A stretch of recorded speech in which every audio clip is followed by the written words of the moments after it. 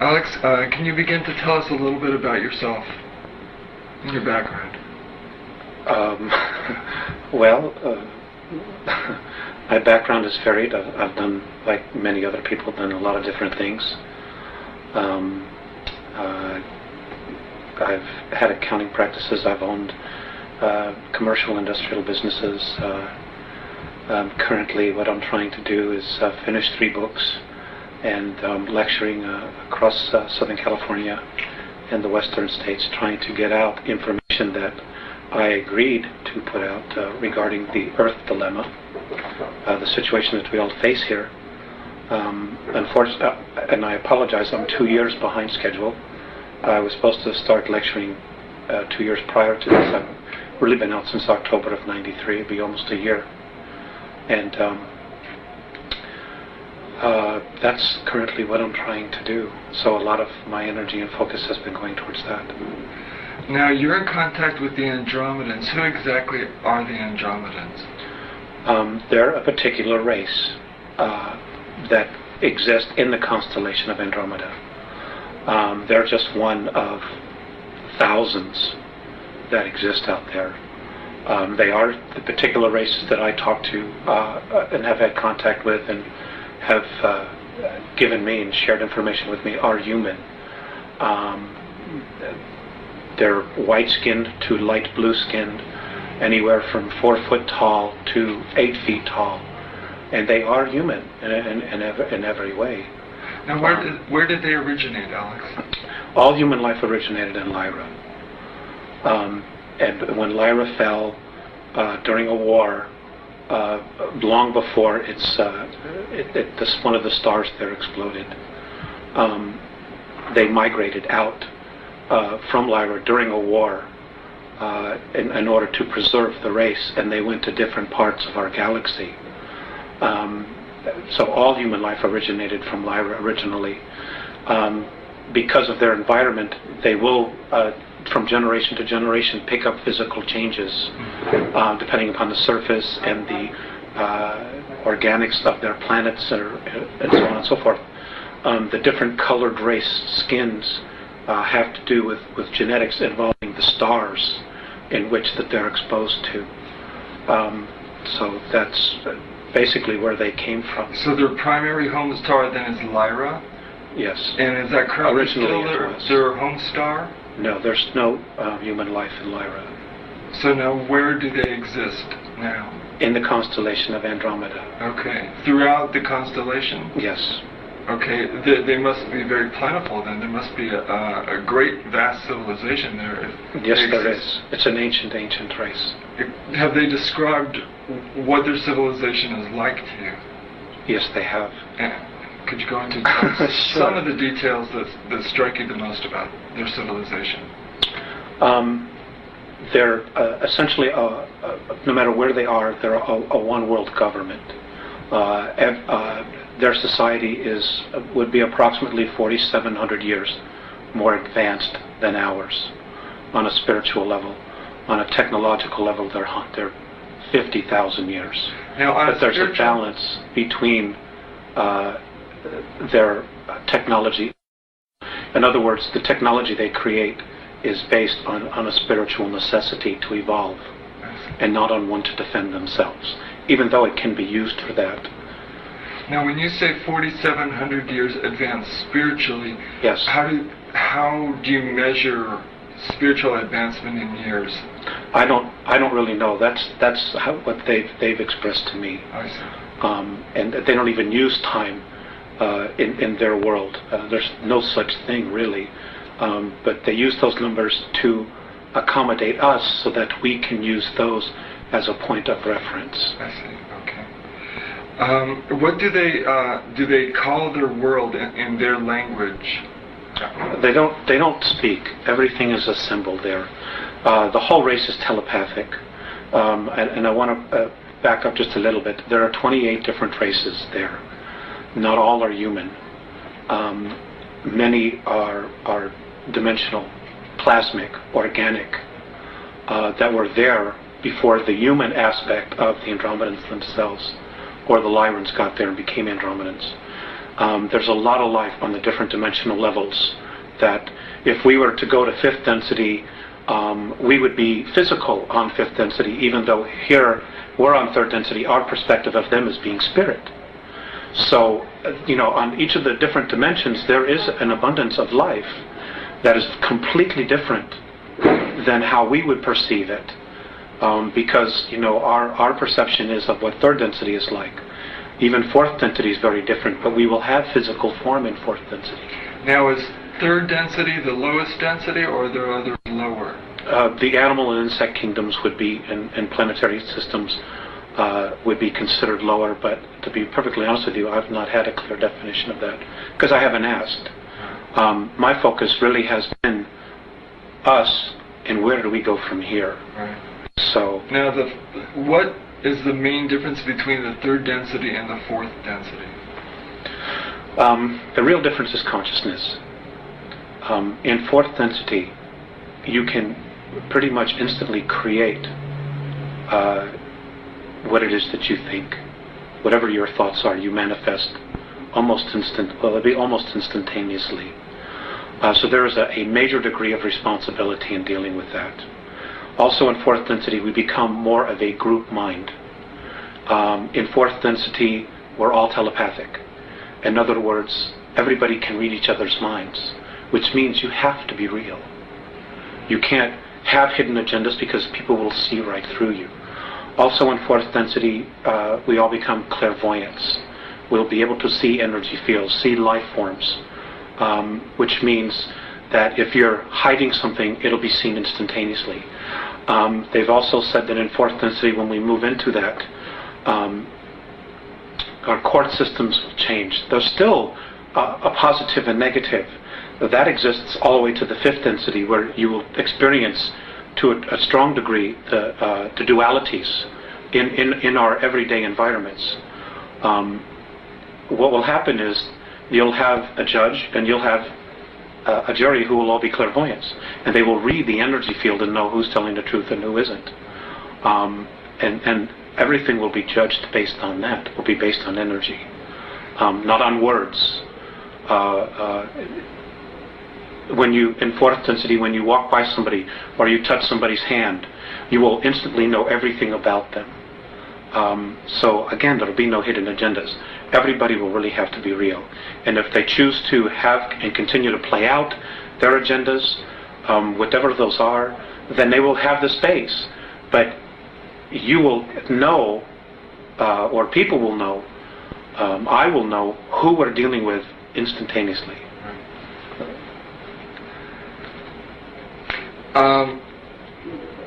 What is there an economy, and what is the basis of their economy? Is it like a spiritual economy, or is it like the value? I've heard some people describe their views of other extraterrestrial civilizations as having a spiritual economy where the amount of psychic energy you put into something is given a value. Have they expressed any how their social systems work? Okay, I know a little bit about that. Essentially, everybody is given exactly what it is they need to evolve. There are many different races. Each race has their own uniqueness about them, based on their particular belief systems. And my understanding is that everything is a belief system. As far as the Andromedan culture, children go to school, or the Andromedans, they go through a birth process just like we do. Those that are physical, they go to school for anywhere from 120 to 150 years.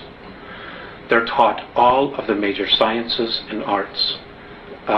There would be equivalent to PhDs or doctorates or masters, whatever you want to call it, in all of the arts. It is at that point, once they're done with all of that education, that they choose what it is that they wish to do or to evolve.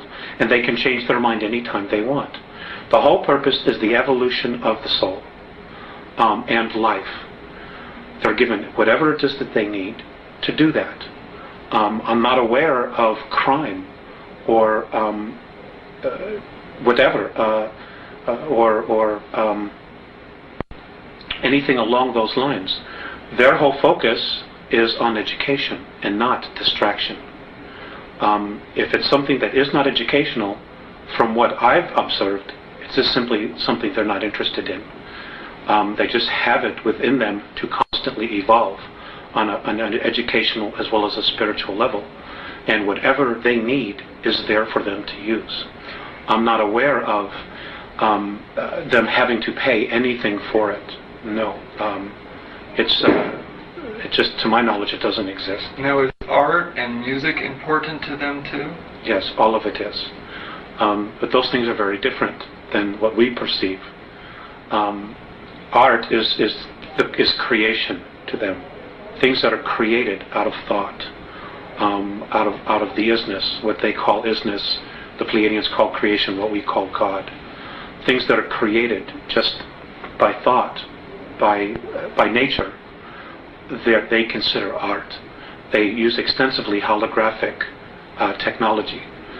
Music, their music is of the universe, of what the music that certain planets make as they rotate around their sun, what different solar systems make as they revolve around their sun, and what whole systems, the sounds and energy that they create. To them, that's their music. And then they put things together, different constellations, different star systems. They'll put those together and overlap them to create music.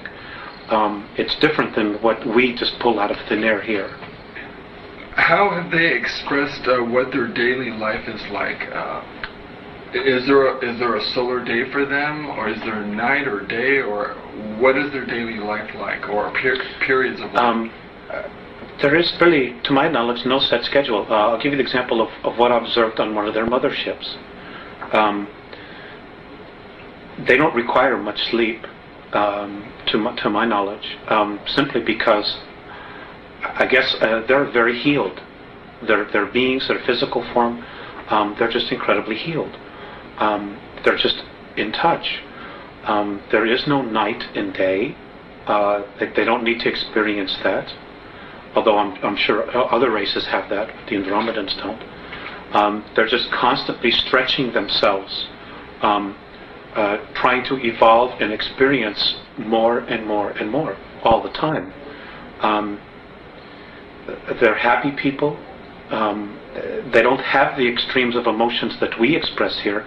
In fact, I've been told that virtually few races in the entire galaxy express the realm of emotions that we experience here. They're just always in a very wonderful space. They're not a civilization that really judges. They do accept things the way they are, with the exception of when those things threaten their particular lifestyle, or what they're about, their essence, and others, what other races might experience or perceive as a threat. Now, Alex, you said they're evolving spiritually. What do they want to evolve towards? What spiritual goals do they have? I guess to be just the best that they are, to be completely at one with all that there is at all times. There are 11 creational densities, and my understanding is that within each of the densities you change your physical form. Their goal as a race is to go from the densities that they experience, which are 3, 4, and 5, I guess, to move to 5, 6, 7, and 8, and then from there 8, 9, and 10, and then to 11, and now the new dimensional realm that's being created, 12. It's just to continue to evolve. Nobody knows exactly what the ultimate goal is, because the essences that they're in touch with, that are on 9th, 10th, and 11th, are continuing to evolve. And now there's a 12th density that's being added to our universe, and they're being drawn up to experience this new density. So nobody really knows what the ultimate spiritual goal is. They themselves are still searching for what God is. They know it exists, but what it is, nobody really knows, which is why they call it the isness. It's just a force that's there, and how we perceive it is based on how we perceive ourselves and our own belief structures, belief systems, and that's how we use the energy to create. Now, you mentioned that they're in contact with essences from the 9th, 10th, and 11th. Yes. Can you describe what they describe these beings to be like to them, and what they would be like to human beings? It's just pure consciousness. What their daily lives are like, I don't know. I don't have any idea. Have they described them at all in any sort of detail to you? Just light. Just light. Just light. Just light. Just light. That's all I know. Okay, now, what abilities do the Andromedans possess that exceed those of Earth humans? You mentioned telepathy. Well, you mentioned that's an interesting question, and I don't know that I necessarily like the way you put it. The abilities that they have are latent in everybody. They just haven't lived in a society that has been screwed with like we have been here. They're all telepathic, they're all clairvoyant, they're all healers because they're taught all of the sciences. They're whole. I guess that's the only way that I can put it to you, is that they're completely whole. Every soul knows who they are, they know who they've been, they know what their reincarnational past has been. They as a soul have a personal agenda, which every time they incarnate they're consciously aware of. So they know where they're going. They see improvement in themselves life after life after life. We, if we hadn't been so screwed with here, would have the same abilities. We could very much be where they are. But we've been manipulated incredibly for the last 5,700 years on an intense level every day. Our real manipulation really started about 14,000 years ago, when the Orion group started manipulating our DNA structure. So it isn't that they're better, because they're not. We're just different. We're a little bit behind than they are because of our manipulations here. But the real bottom line here is we're all spirit. We contain a soul. That soul is a part of all that is. And that soul has been really trying to be recognized in each of us. And it hasn't been because of the material and the belief systems that we have evolving around us being earth people, about being physical, and about the real truths of our essence, of our existence, of who we are, having been blinded from us, from our spiritual teachings, from the religions, and us being convinced that we're something that we're not, that we're physical, that we're animal form, and we're not. We're spirit. Our spirit animates these physical forms, period. Alex, what is the Andromedan Council? It is a... Excuse me. Oh, sure. It is a political body that's represented by now 133 different races and cultures and planetary systems. There are over 1,200 systems and planetary races, evolving races that could be part of the Andromeda Council, but not all of them are. It would be comparable to Earth here to like a United Nations, except it's not a United Nations in the sense that it has a political agenda. The Andromedan Council, as a body, their sole purpose is to facilitate evolvement of all life in the galaxy. And that's really what their goal is to allow all life forms to evolve on their own without manipulation. Obviously that's not occurring here on Earth. And we're not the only ones. This is occurring on 22 other planets in our galaxy. But the other planets are not stuck in the muck that we are, to the degree that we are here. And this is a major concern for them, because we're not moving in a direction that we should be moving. There are elements here that are definitely holding us back. and because Earth has become this real prize, and not only Earth but us as well. So I'm getting off a little bit. Okay. I want to stay with your questions. So its overall goals then are to elevate the spirituality of all life forms in their own particular ways. Evolutionary ways, right? That they evolve according to the degree of their consciousness. Now, how and why was it first brought into existence, the Andromedan? I don't know. When I do know that it was formed.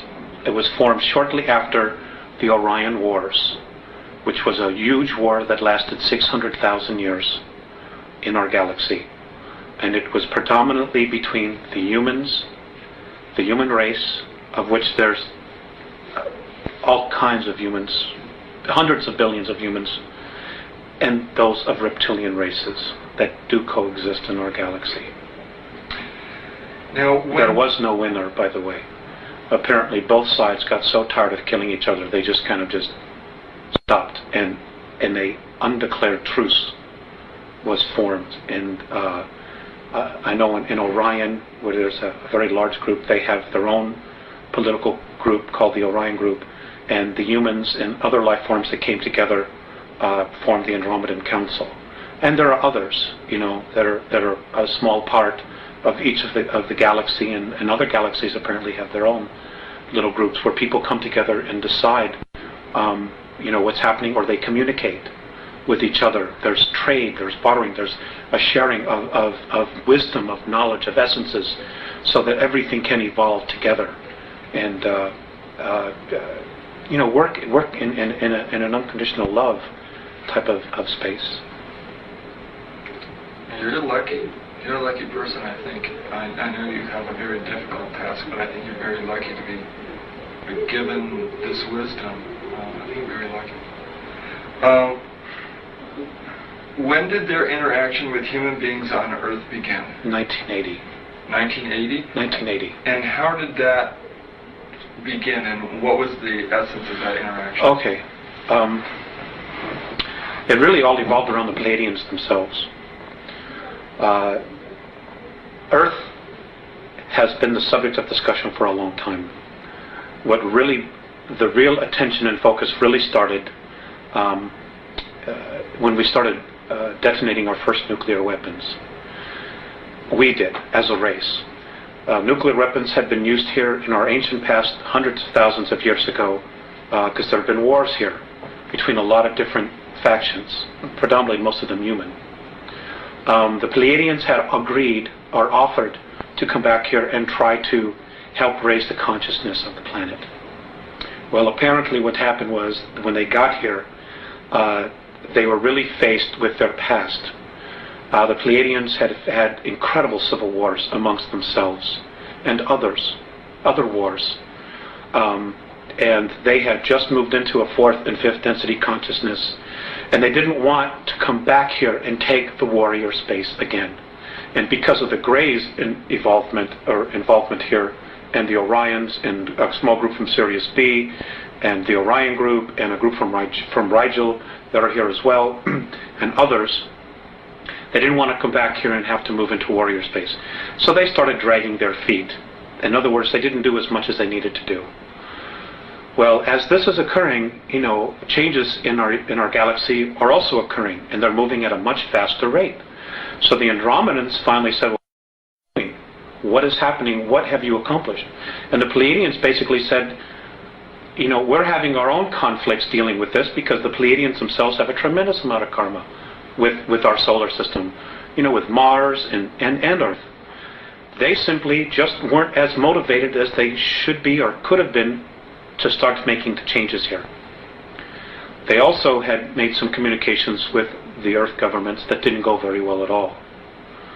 So basically, they said, well, we don't know what to do. So the Andromedans themselves said, okay, well, we'll do it. We'll take this, because it is important for the whole. We'll make an effort. Now, the Andromedans were probably the better choice, because they don't have any karmic ties to us.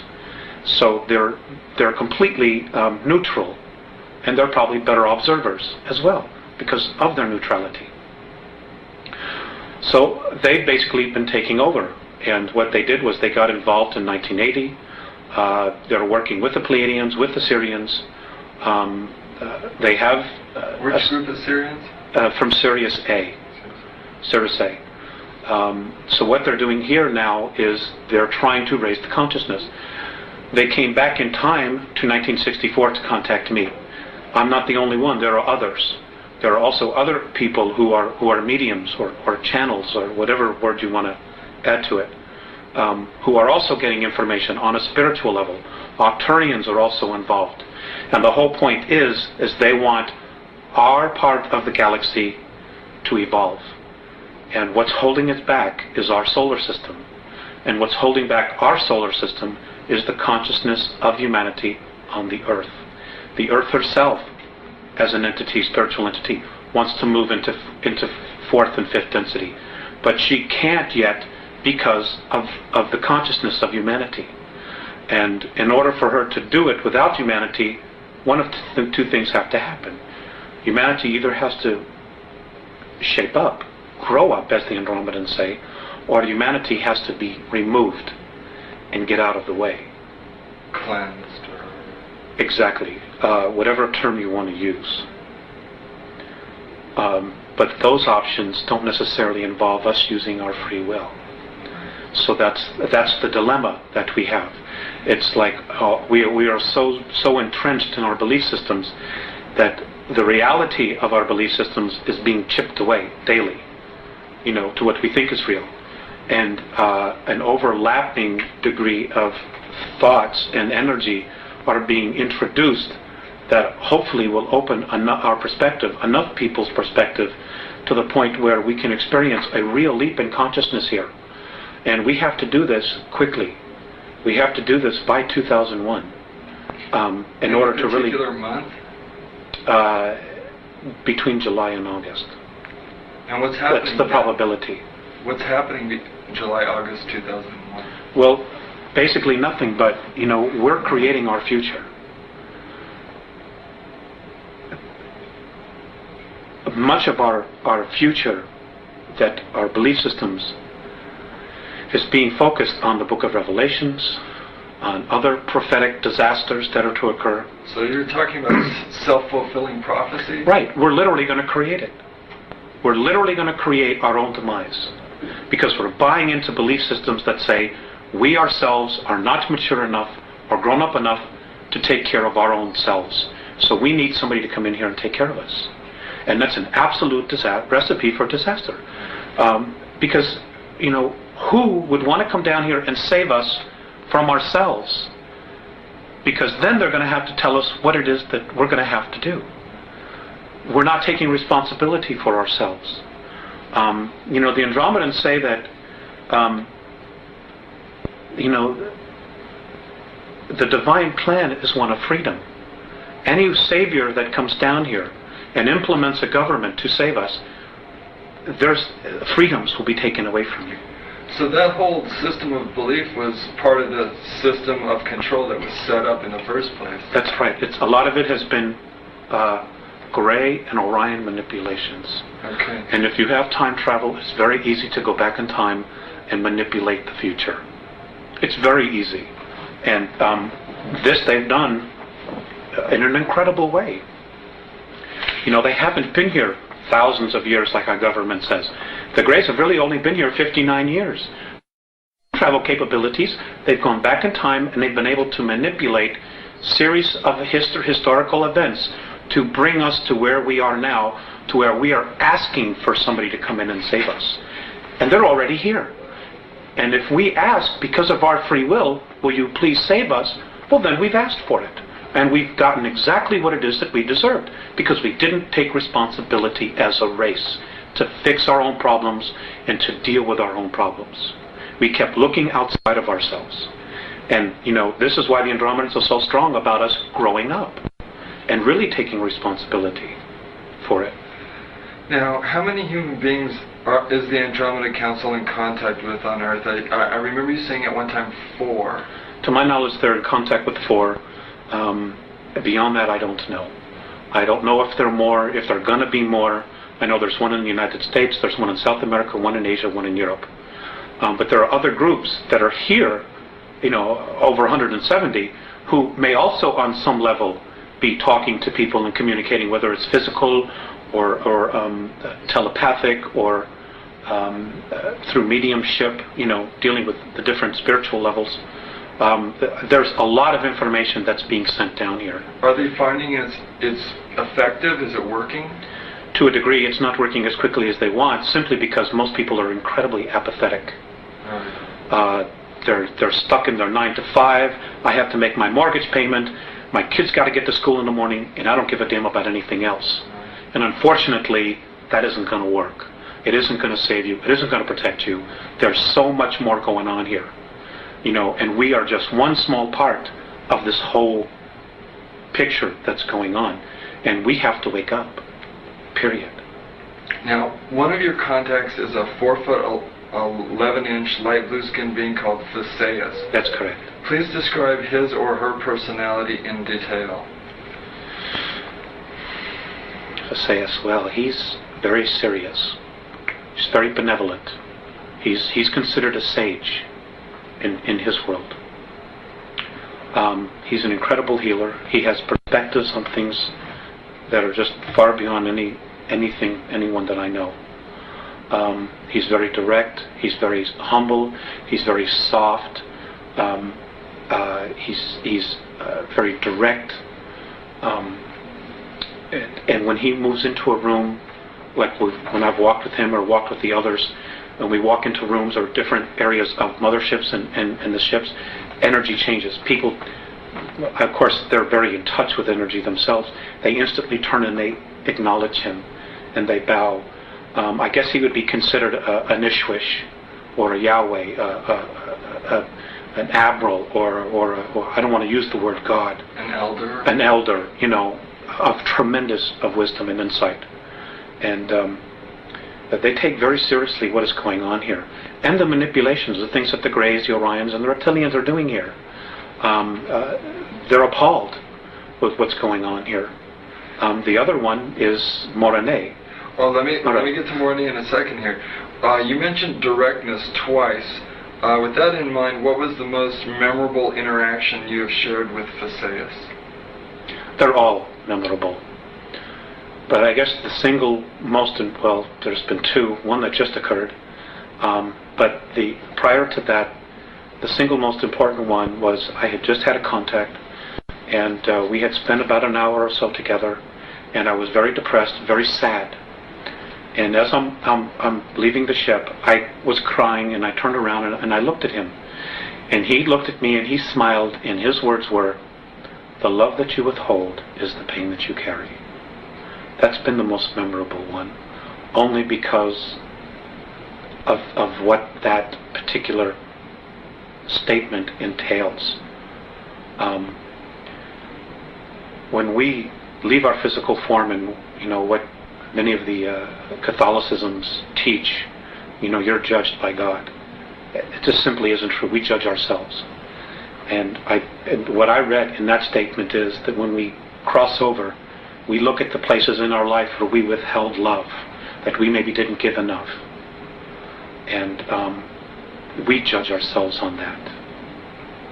So that's been the most profound one for me.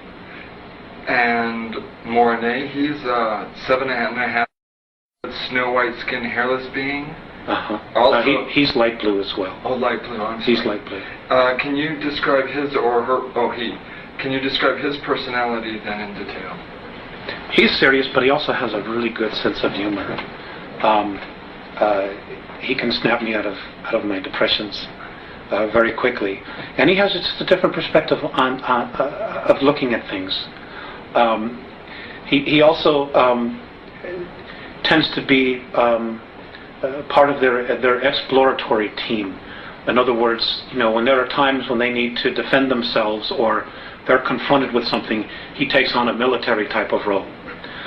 He's very, very fatherly, big brother. He's also one that he shows more emotion. He'll give you a hug or put his arm around you, and he's just really, really wonderful in that sense. He's more He's more human in that sense. He's not as sterile sometimes as Visayas would appear to be. It's not that they're not loving, but sometimes Morene is a lot more animated. And I can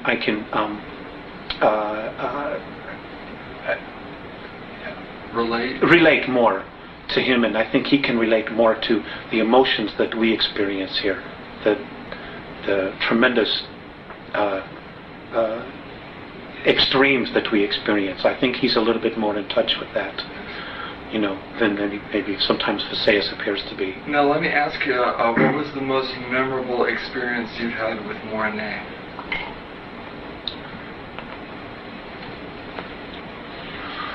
I can't talk about that. I won't talk about that. Okay. Now, please describe where and when you were born and your youth. That's not something I want to talk about either. Okay. In detail... Because it's not about me, it's about the information. Okay, that's fine. In detail, please describe your first contact at 8 years of age in 1964. I didn't really know anything about it. I just knew that I supposedly had fallen asleep, and when I woke up it was evening. Everybody had been looking for me, and I wasn't where I was. And when I took them back to show them where the imprint was, we were playing hide and go seek, and this was in the peninsula of Michigan, near Woodstock, Michigan. And the people had been looking for me, and I wasn't there, and I got a spanking, because I wasn't where I was supposed to be, and I'd been missing for hours. I didn't really know what had occurred until the second contact, which was at age 14, where I was told what had happened, that they had given me a physical, they had given me a suggestion to forget because of my family members just simply wouldn't understand. And they were right.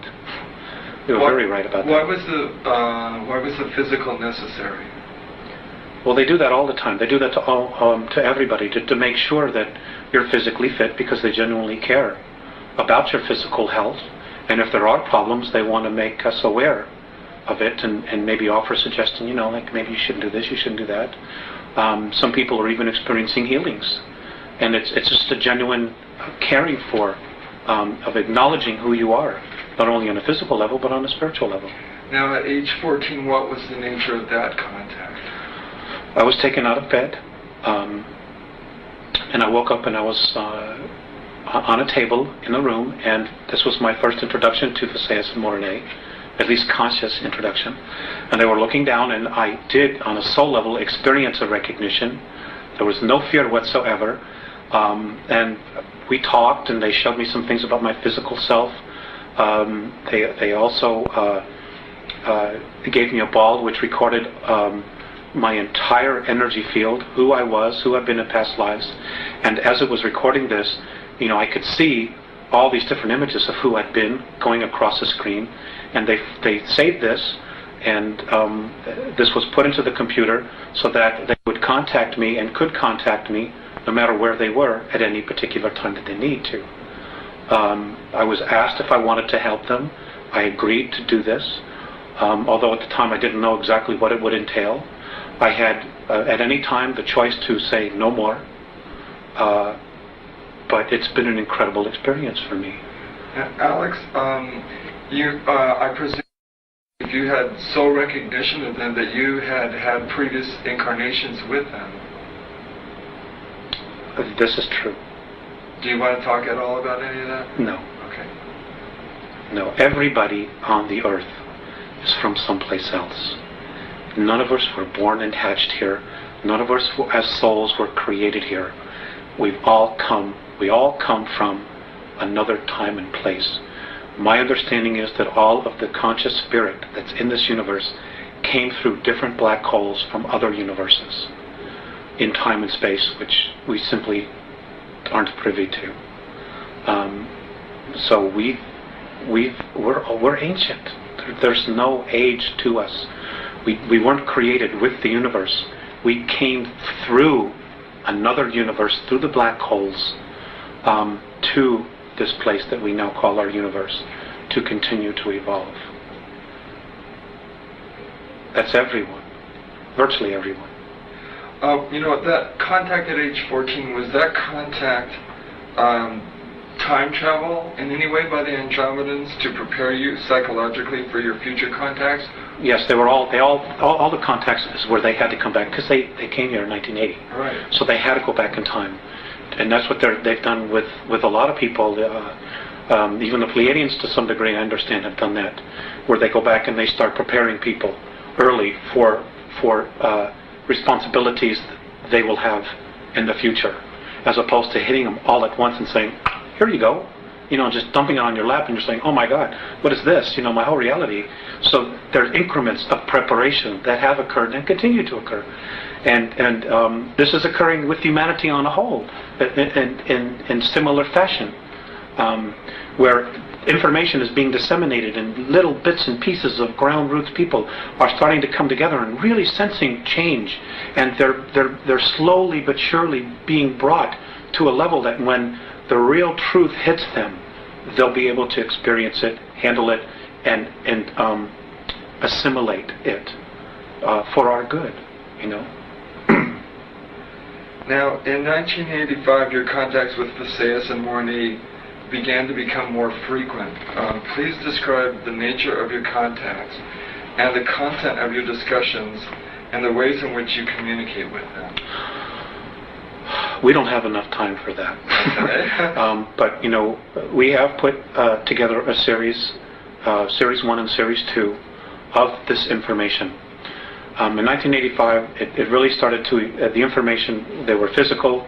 It evolved around the Greys, the Earth agenda, our spirituality, religions, Earth governments, Earth history, our genetic creations, the 22 different races that have actually colonized the Earth at one time or another, and who we have within us genetic racial memories of, within our DNA.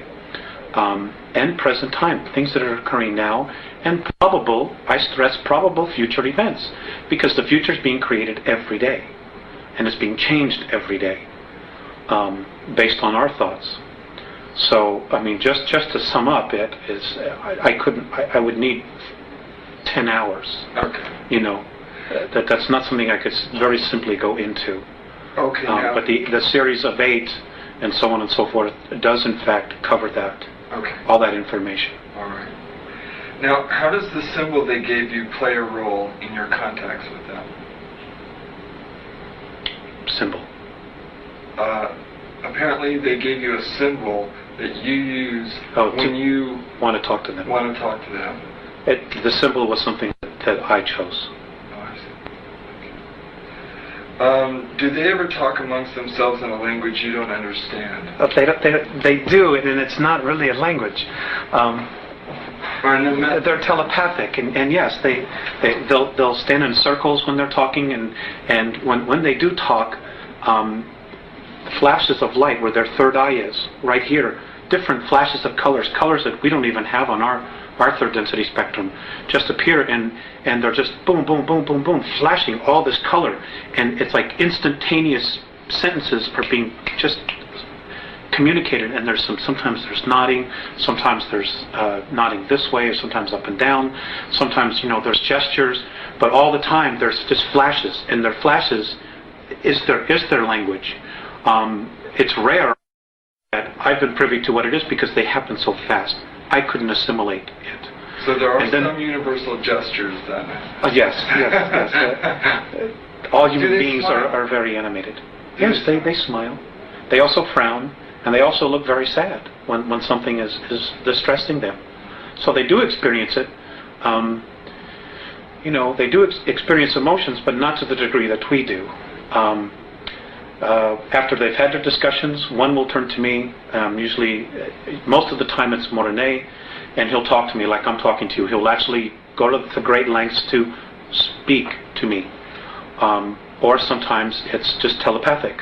He'll just look at me, and for a while there I wasn't always getting the message because I was so focused on the color that was flashing in front. I was watching that, I was like, wow, this is really amazing. But then sometimes I'd have to repeat it. So, but now that novelty has worn off, so now I listen to the message.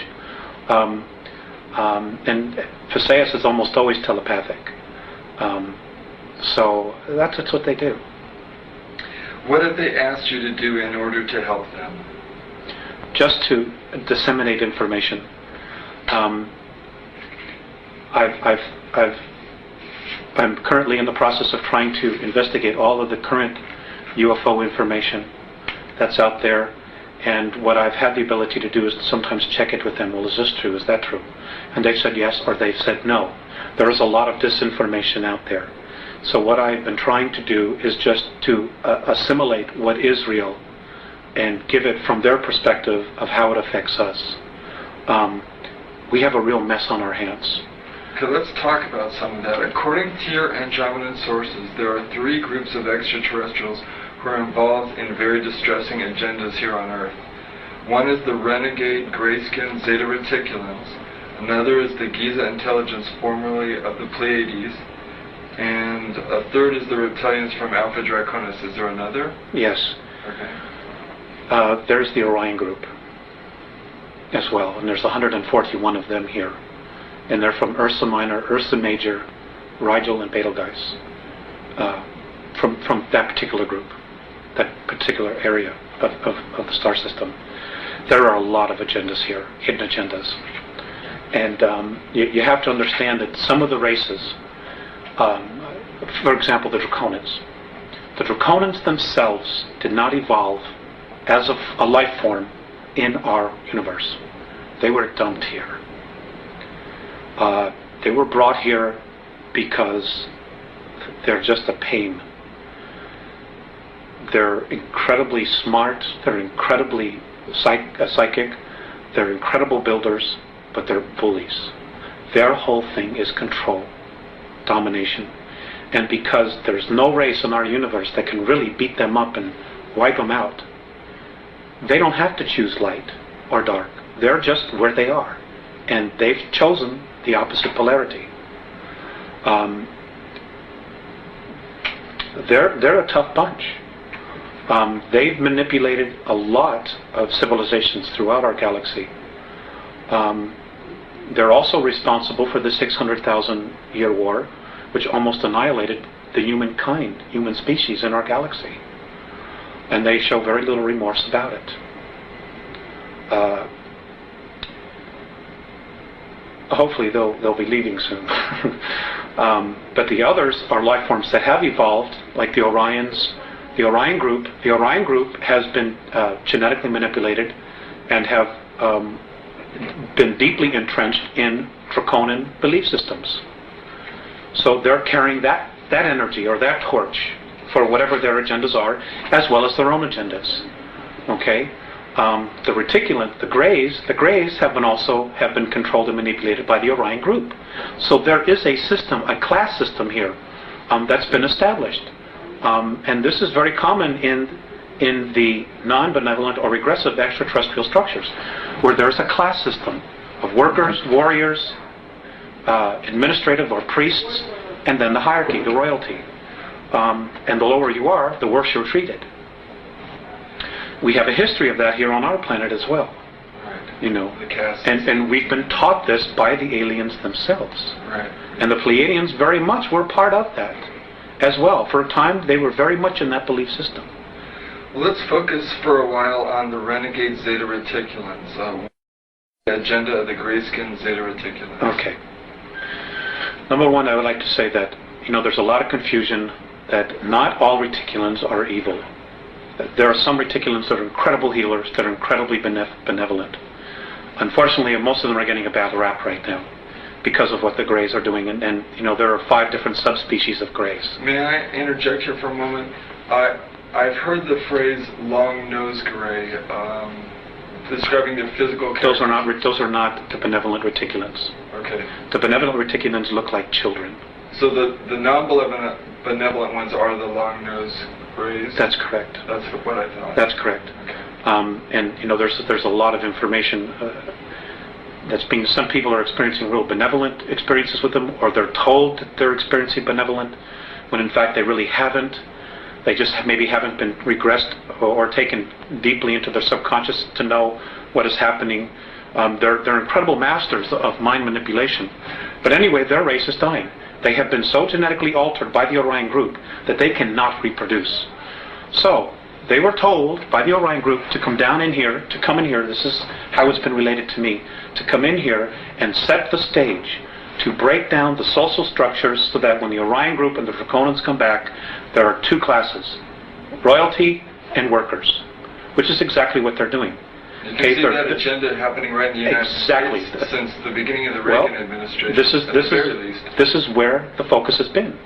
It's been on the United States, singly. And there's been a reason for that, which we'll cover in just a little bit, but let me get my thoughts out here. Which is exactly what the Greys have been told to do. And they're doing it. In the meantime, they themselves have their own agenda. They see us, because of our genetic stock, of having the DNA of 22 different races and the racial memories, of trying to breed, to cross the genetic bridge so that they as a race can have enough genetic stock to continue to propagate their race, which according to the Andromedans, they're destined for extinction. What they're doing is not going to have any long-term effects to propagate their race. So they're desperately trying to do what it is that they're trying to do before all the other two groups get here. The Greys also themselves want to be free from the manipulation of the Orion group, just like we as a race want to be free of their manipulation.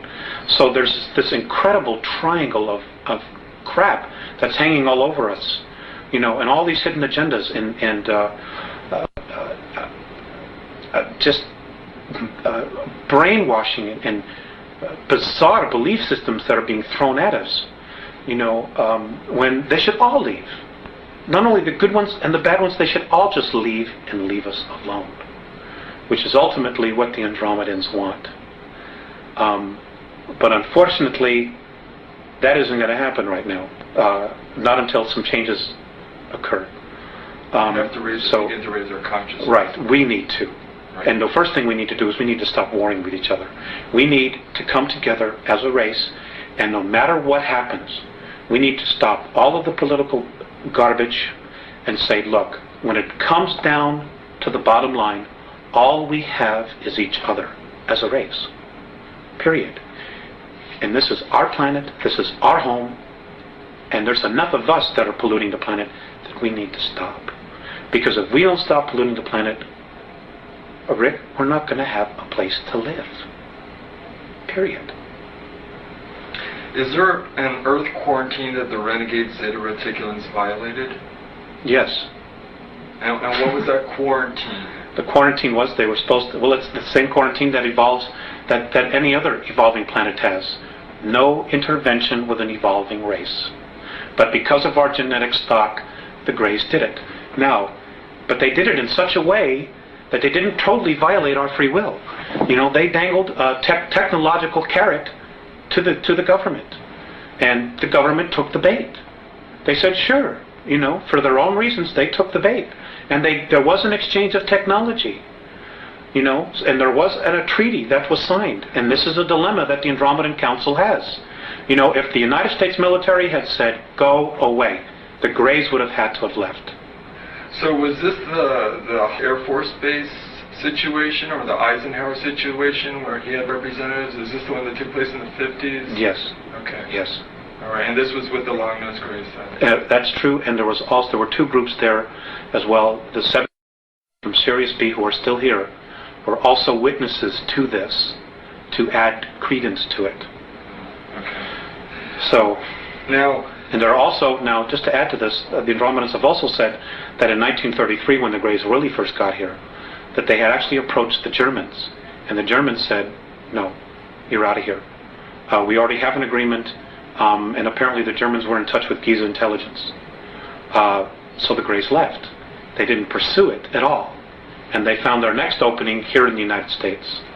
Let's go digress just a moment. You mentioned Sirius B. They have a relationship with the Dogon tribes in Africa, correct? Is that correct? Yes, I understand that there is some ancestral genetic connection there. Okay. And does that play a part in what's going on here on a global level, or is that just a kind of a minor sidelight? I don't think at this point they give a damn about the Dogons or the humans at all. They all have their own agendas. and the fact that the way we're being treated, and the fact that there's like no supportal government supportal information coming out of our government, or any truth that they even want to discuss, like just coming to the people and saying, look folks, we screwed up. We need your help. We need to raise a consciousness and start implementing. The fact that they don't even want to do that, tells you really, where they're at. What I do know about the Syrians is that between Sirius A and Sirius B, there is a civil war going on there. And a lot of that, and there are also 21 other systems. There's war going on in Perseus as we speak. And 21 other star systems are also looking at the potential. And it has to do with the fact that there is now an uplifting of energy in our universe that's occurring. And the two positives, fear and love, are just banging themselves at each other. And the intensity is growing. It's growing every single moment. And we're just a microcosm of that. Now, as you're disseminating all this information to us, we should look at all this information in the spirit of love, so we don't feed any energy into the spirit of fear. Love is the answer. That's the bottom line. Love is the answer. Love does conquer all. Love does move mountains. It can make the shifts in consciousness, but it starts number one with ourselves. So even all this is going on around us, we just need to remember to focus on love and love of self and love of earth, love of race. That's right. Okay. That's right. Now, when did the Zeta Reticulans begin to create their genetic atrocities? Where did this take place on Earth, and what have the results been? Well, it's occurring everywhere. Much of it is occurring underground. Some of it's occurring in the oceans. Some of it's occurring on the moon. Some of it's occurring on Phobos, the moon of Mars. It's happening in a lot of different places. Is that an artificial moon? Yes, yes, absolutely. So's our moon. Our moon's artificial, completely artificial. It was brought here from Ursa Minor, apparently between 11 and 12,000 years ago. For the purpose of? Of being a satellite in a base, which they evacuated some time ago, but it's now being operational again. And I covered this in the series of 8. It came from a star system called Chata. That's for a word. That's the word they use, Chata. And it was the 17th planet out of a solar system that had 21 planets, and it was one of 4 moons. And it was brought here.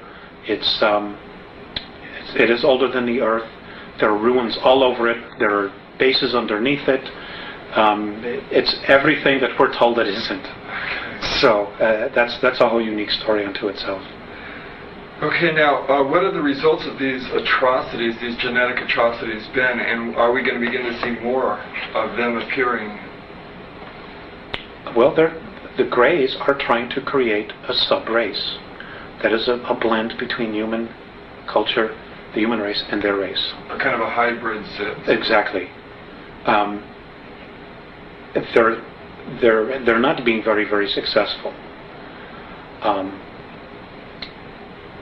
And one of the things that they're trying to do is they're really looking for the soul. They don't understand the soul. They don't understand our extremes of emotions as well, because they're very, very different from us. There's experiments haven't been all that successful. There are a lot of emotional problems with that, with their because what really makes a human being is our essence, is the spirit that animates the physical form. Well, there's also another factor, and that is that they actually feed off the energy. They're vampires. The Zeta Reticulan Greys. The Greys, right. They're vampires. Is this where we get our vampire legends? A lot of our vampire legends? I don't know about that. I don't know if that has to do with it. I don't really know. I wouldn't be surprised, to be perfectly honest with you. But they feed off the energy. They can even bottle the energy and use it for later times. They're also stealing the vital bodies of human beings and storing it. So, I mean, they're just doing some really horrific things here that other races just simply wouldn't conceive of doing. Now, are you familiar with Salvador Fresedo? No, never heard of him. Okay, he's a gentleman who proposes, he's a former Jesuit priest who proposes the idea that Colosseum-type sporting events are used to vampire energy off the crowds. I wouldn't at all be surprised. Right. It wouldn't surprise me in the He least. said like the sacrifice of human beings in some ancient civilizations here on Earth was a form of belief system that was set up for these beings to vampire energy off of. I wouldn't be surprised at that either. Okay. Now, War. Our wars here. It's the exact same thing. And to all of your viewers, I'm going to give you some homework. It is an absolute must that you go out and get the book, The Gods of Eden by William Bramley. It is an excellent introductory book that will bring you right up to speed with what's going on. It is over 80% accurate with the information in there, and I strongly suggest that people read it. It's excellent. and the 20% that isn't accurate revolves around what type of ideas? Around the soul and the being that we know as Jesus, which I'm not going to go into. Okay. Now, how are we doing on time here? Do you still have some more time? Well, we've come here an hour so far. Well, we'll continue. Okay, you let me know when you need Okay. to break.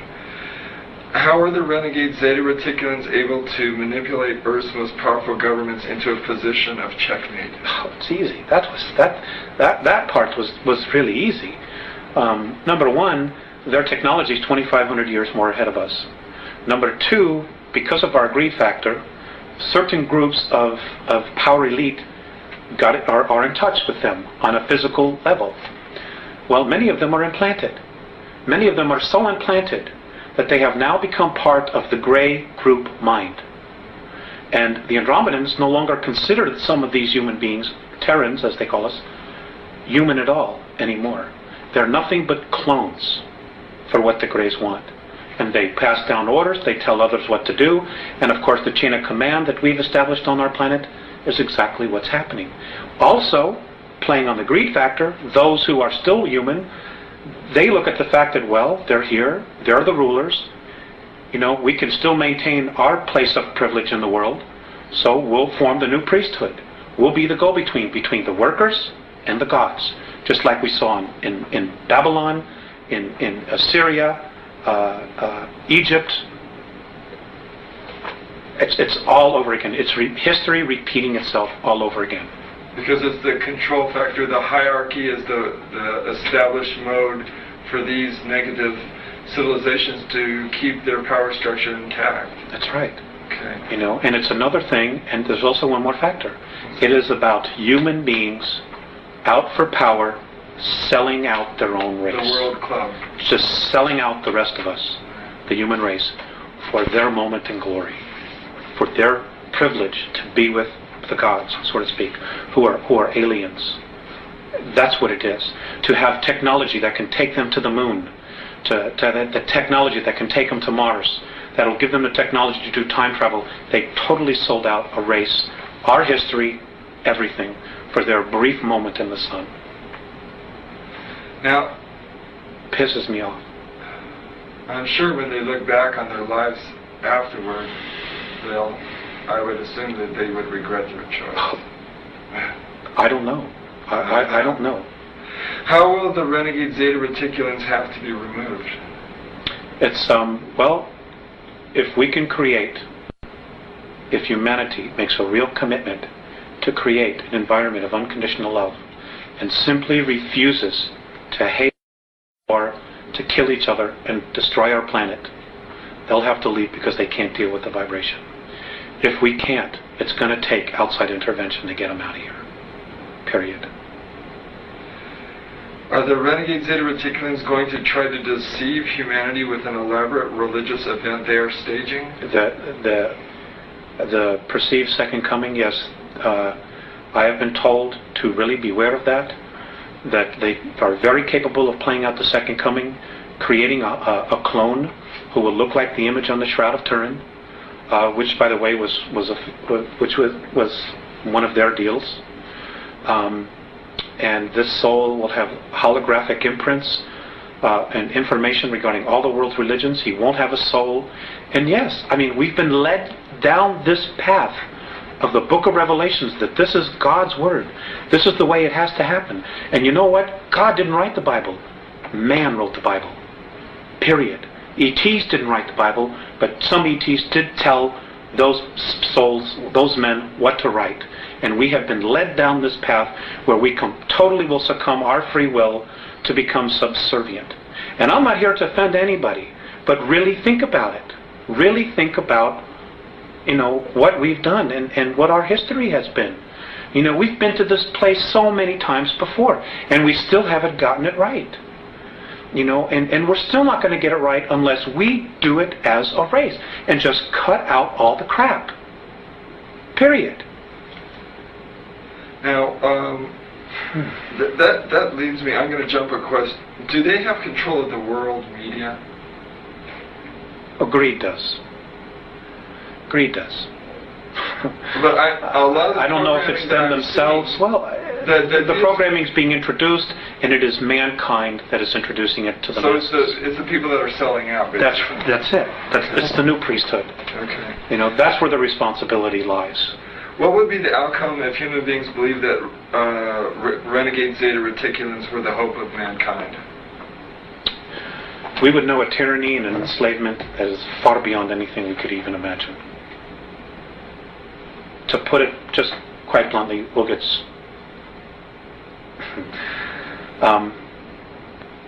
never be free again.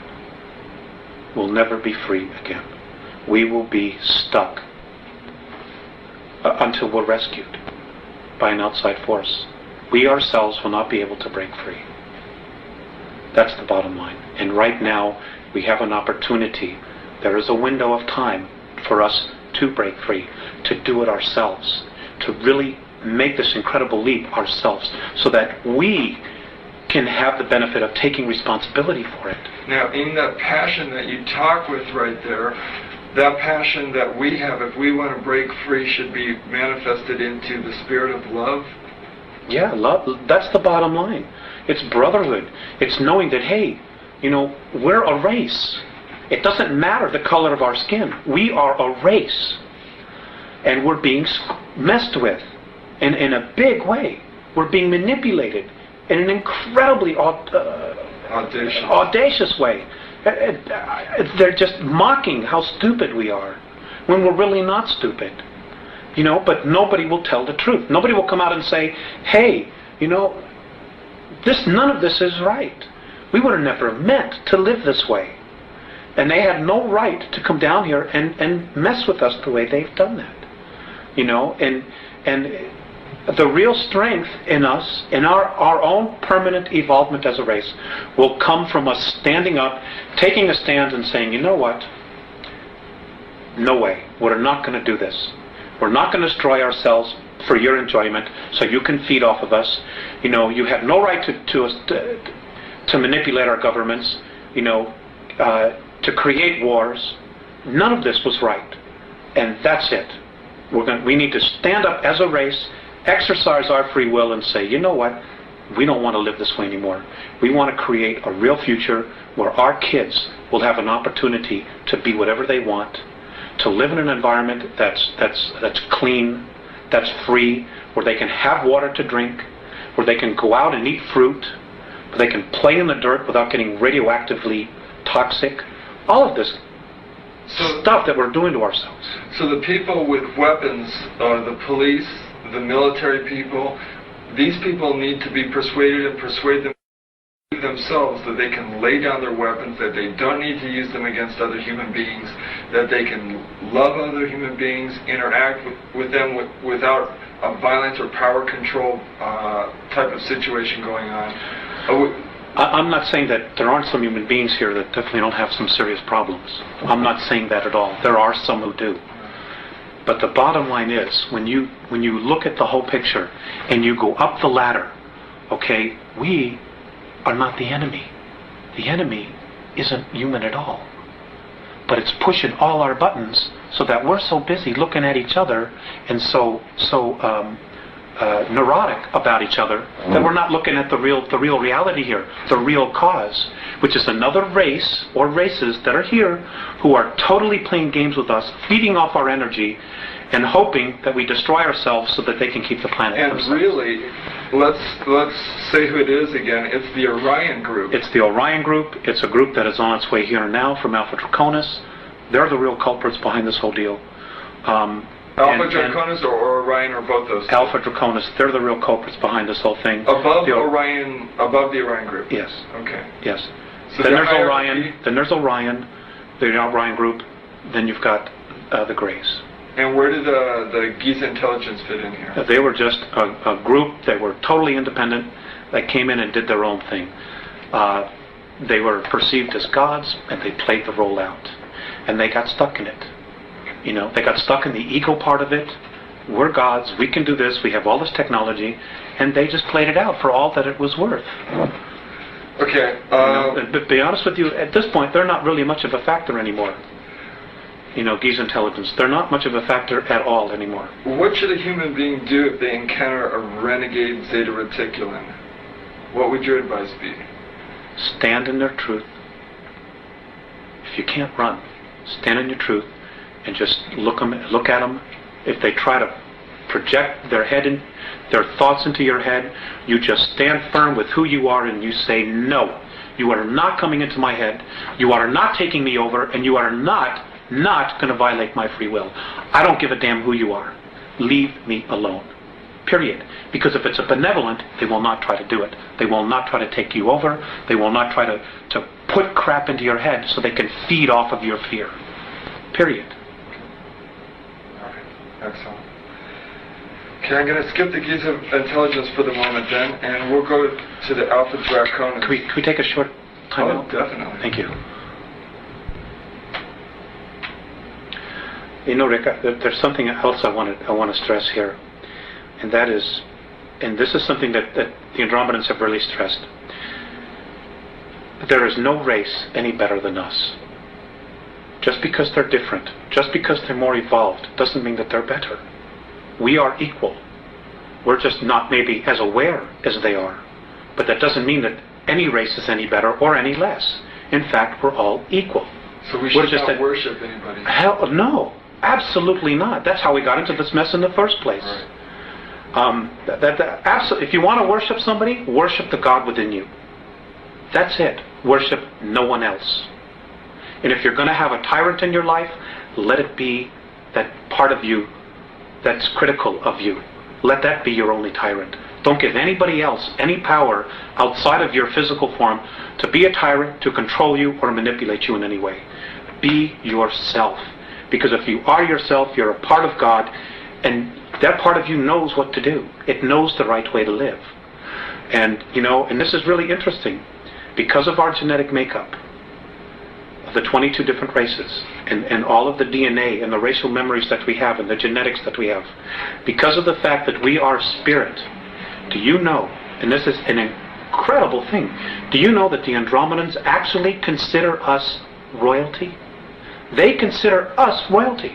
We obviously aren't acting like royalty, but we're the only ones in our galaxy that can make the claim to having the genetics that we have and the possibilities and the capabilities of doing what we can do as a race. We're the only ones. They actually consider every single one of us royalty. Now, think about that. I guess all beings that would try and be spiritual and raise their spirituality in essence would be royalty. You know? Yes, I suppose that's true. Talk a little bit about the ringleaders then of this whole orchestration that's going here on Earth. According to your Andromedan sources, there are 22 races originally colonized the Earth, the first race being the reptilians from Alpha Draconis. What was the nature of their colony here? Well, they're Hyperborean. Basically, they're explorers. And they're also genetic engineers. They would just colonize. They would take samples. They would hang a flag and say, this belongs to us, just like we did with the moon. You know, but we weren't the first ones there. Exactly what we've done. They were explorers. And they would just go to a place, they would see what was there, they would explore it, if there were minerals that they needed, if there were other life forms, organisms, whatever it was that they needed, they took, and then when it was done, they had enough, they moved on, and just kept exploring and expanding their realm of exploration or territory. And you said they were dumped here. Originally they were. They were dumped in Alpha Draconis, Nobody knows exactly where they came from, and my understanding is that even in their ancient history, they don't know exactly where they came from. But they were left in Alpha Draconis because that particular system offered them the highest probability of survival. And from there, they were able to create craft, space travel. I mean, they're magnificent in what they did, and they're to be commended for what they did. But the fact that they need to control and dominate and manipulate to the degree, sorry, I have a problem with that. And so does half of the galaxy. That's just the way they are. They're the biggest bully. Nobody can beat them up or wipe them out, so therefore they have no motivation to change. So that's the space they hold. And, the Andromedans actually consider them the ultimate warriors, which says a lot, for whatever reasons. A lot of bullies end up destroying themselves. Well, that's something that may possibly need to happen, we hope soon, or I hope soon. Because we need to be free. We need to have our shackles that we've been put around us let go of, so that we can really evolve. And we have awesome potential. We really do. We have been, as a race, we have been through so much here.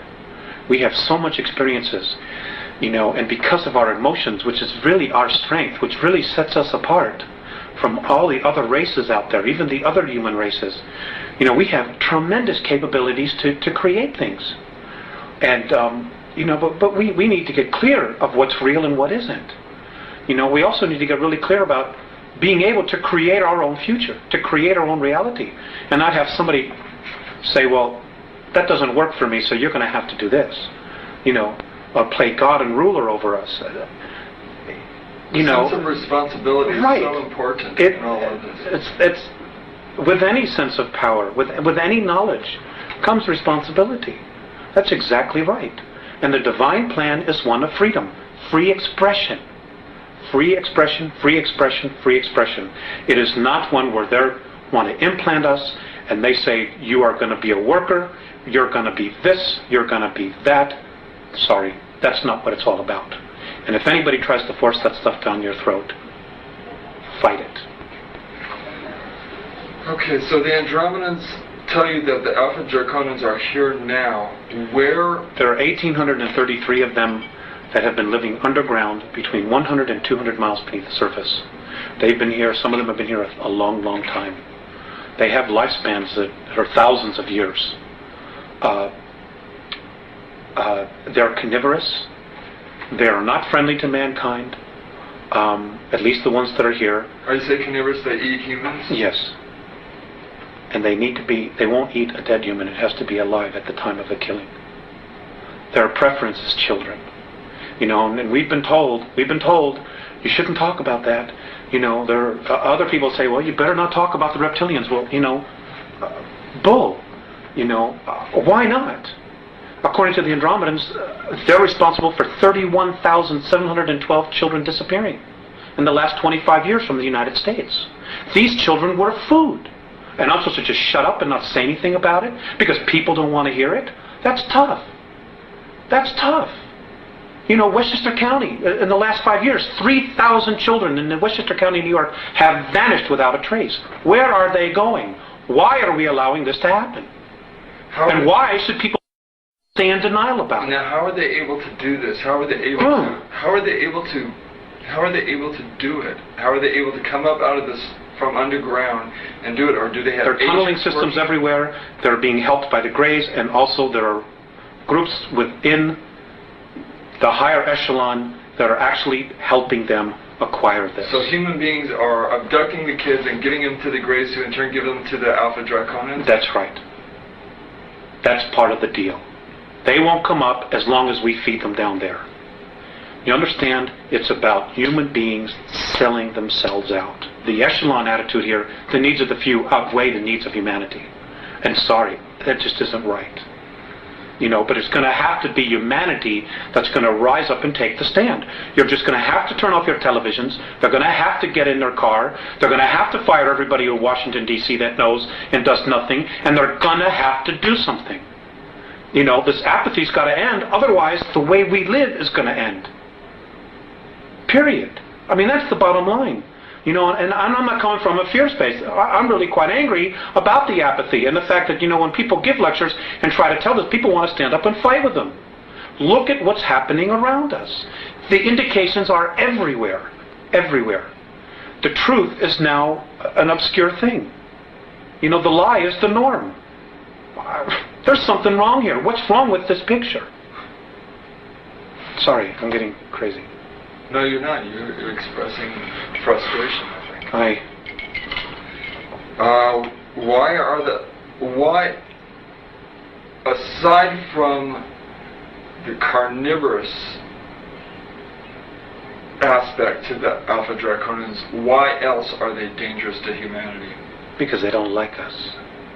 And what are they willing to do with humanity? Eat us. There's no need for us. I mean, look at where we are. Look at us right now as a civilization, as a society. Okay? They don't need anything. They have all this technology that they want. We can't really offer them except maybe work, do some work for them. But they don't need all of us to work for them. They don't respect human life in any way whatsoever. And this goes back to Lyra, to where the original war started. When they got to Lyra originally, they saw this human race that was plentiful in food, that could grow food, that could do all of these agricultural things. And mankind on a whole is really agricultural. We really, as a race, if we were left alone, would be nurturing the earth. We would be living in tribal communities like the Native American Indians did. You know, that's really our essence, our nature. I'm sorry. That's really our nature, our essence. And you know, the cities and the culture that we're living in now has totally cut us off from the land, from what our real essence is, which is nature. And you know, we're starting to feed off each other now. It's like so bizarre. You know, I can't. It's like when I see the Andromedans, or when I've been exposed to the Pleiadians, when I see how they live and they teach and they live with each other and they respect each other, and I come here. It's like, you know, it reminds me of that sentence that Abraham Lincoln, that quote that Abraham Lincoln once said. You know, if you are above the earth looking down, you could be an atheist. But when I'm on the earth looking up and seeing the heavens, I know there's a God. It's like the duality. And I think enough of us, more of us, really need to start taking the perspective that what we're doing here isn't right. You know, we need to get in touch with what's out there, with just the whole idea that, God, how did we get here? What makes me be here? You know, as opposed to going home after work, turning on TV, watching 3 hours of television, going to bed, getting up the next morning, going to work, and doing the same thing over and over and over and over again, like robots. Throw the televisions away. Just throw them away. Okay, what are the physical characteristics of the Alpha Draconians? What do they look like? I don't have that. Maybe it's in the car. They're ugly. I mean, they think we're ugly, too. You know, and I guess it's all a matter of perspective and belief system. In my belief system, and I'm only taking responsibility for me, they're ugly. They're anywhere from 7 to 22 feet tall. They can weigh up to 1,800 pounds. They're reptilian. The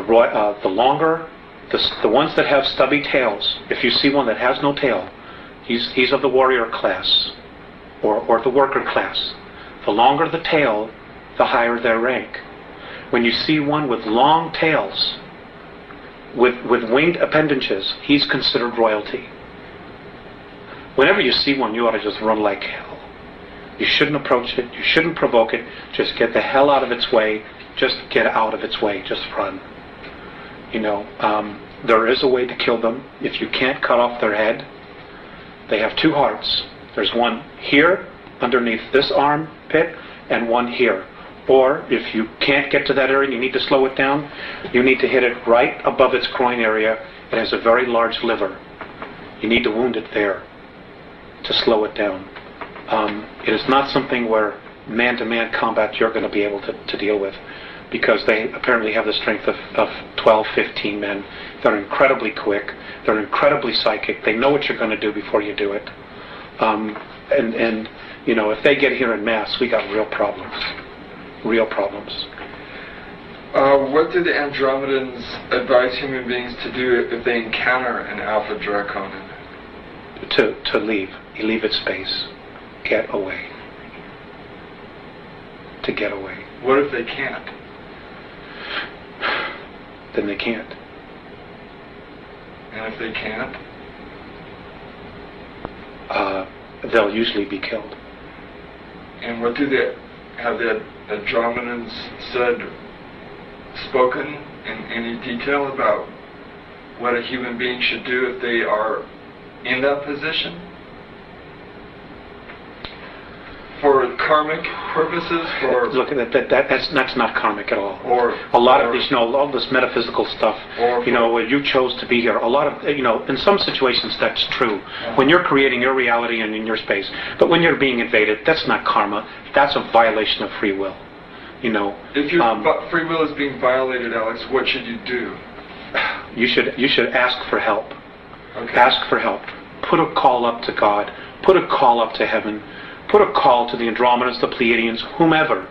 Just put a call up and deal with it. You know, I don't know. I mean, that's just the nature of the beast. They don't like us. We're considered a food source for them.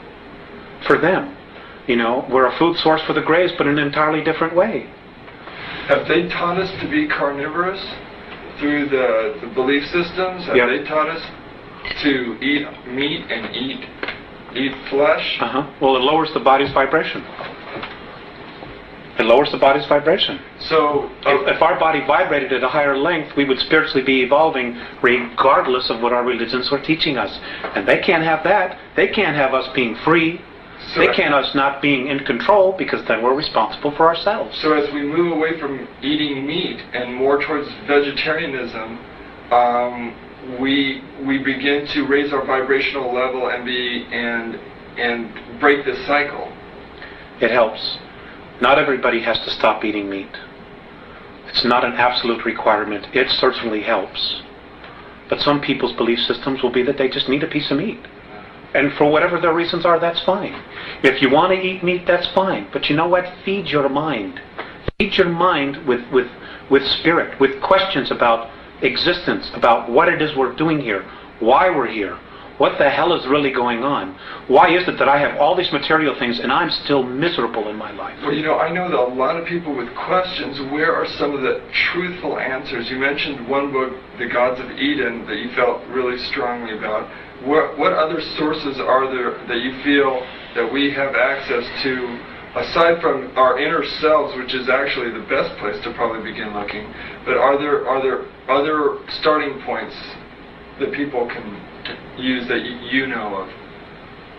I mentioned Gods of Eden. George Andrews' books, E.T.s Among Us. There's a lot of information in there that not only deals with the E.T.s, but also the world political government, which right now is very dangerous for humanity, because it's part of the Great Plan.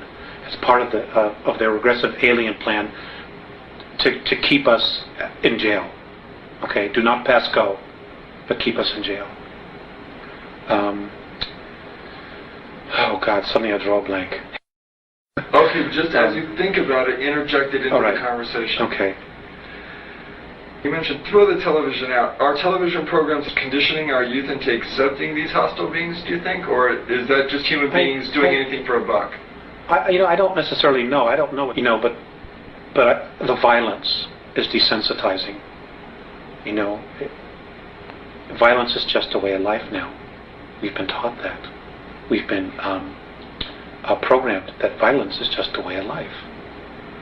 So when we see really violent acts, oh, that's too bad. Well, honey, what's on Channel 7? Or what movie are we going to rent tonight? That's what it's come to. And it's wrong. It's absolutely wrong. There is no reason that any of this has to occur at all. It really doesn't. And a lot of it is the responsibility of the people, because if the producers in Hollywood are going to make movies like this, and we're going to go and buy the tickets, well, they're going to be motivated for the buck to continue to make these kind of movies. Where if they spend $20 million and nobody buys a ticket, they won't be making those kind of movies. So it comes back to people taking personal responsibility for what they think, what they want to believe, and what it is that they want to create. Do the Andromedans really feel that we'll be able to reach that window? Right now it's undecided. And that's the scary part. They don't know. What would help push it forward? I don't know. I really don't know. Except for just, start listening to people that are talking. Start really paying attention to what's going on. My grandfather used to have a saying, believe nothing that you hear and half of what you see. I wouldn't believe a thing that comes out of Washington, D.C. In fact, it's my own personal belief that this next election that's coming up next year in November, that every American should march on Washington, D.C. and should fire every single person that's there. They have run this country into the ground. They have totally sold us out to the United Nations for a buck, for the debt. And, even the monetary system, it's just a belief system. We could change that tomorrow if we wanted to. I mean, we're so intelligent, we could create something different. But we're believing, we've got to have this money. Do you know that we're the only race in our galaxy where people starve, that people are homeless? It's such bull. It doesn't have to be like this. If you're alive and you're on a planet and other civilizations, even the draconian races, they take care of their own. They don't sell out each other like we do here. They don't throw somebody in the street because they don't have a paper, which is really what it is. The only value on it is what we believe it is. They just don't have that. They don't let children starve. They don't feed grain to cattle that feed 20% of the population and let the other 25% that need the grain starve. It's unconscionable. They would never even think to do that. But we do it here. For bucks, for money, for power. That's part of that conditioning process that's been going on 5,700 years. That's part of it. But the responsibility is that there are people that know what is going on and they play the game anyway. They don't have the courage to say, look folks, let's deal with the realities here. We don't have a guy that's strong enough in office as president to stand up and say, you know what, ladies and gentlemen, we've really been sold out. That there are forces within our government, like what Kennedy tried to do, that just flat out want to destroy the United States because we're too good, because we have too much. Instead of raising the consciousness and the life, everyday life, what's the word I'm looking for? A standard of living. Instead of raising the standard of living that we have globally, they would rather just destroy the United States, destroy our standard of living, so that we're comparable to everybody else. So now everywhere is a third world nation, and that's exactly what they're doing. And they're doing it for power, for greed. We're selling out our own, and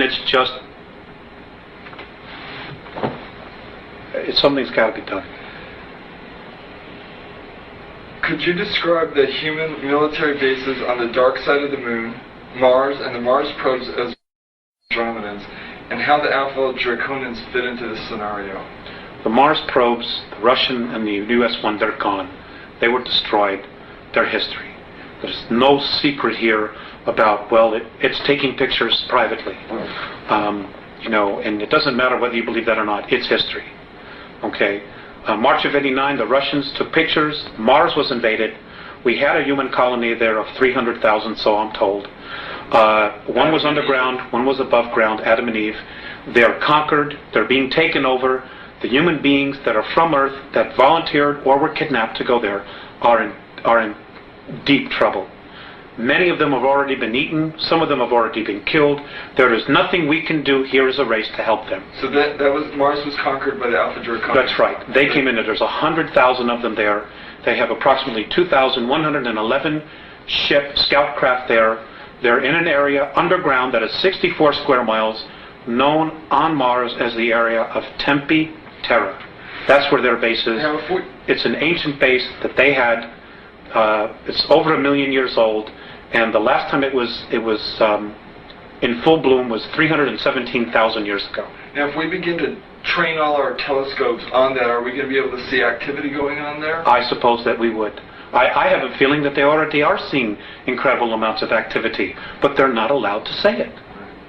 They're just not allowed to say it. Nor, who's going to want to jeopardize going to jail, being ridiculed, being fired, giving up everything they have to come up and say, well, I'm an astronomer, and I was looking at Mars, and I saw alien craft, and I know there's a base there, and it's being conquered by reptilian aliens. Who's going to have the guts to come up and say it? Nobody in the power elite. Nobody wants to blow their mortgage. But somebody's going to have to, right?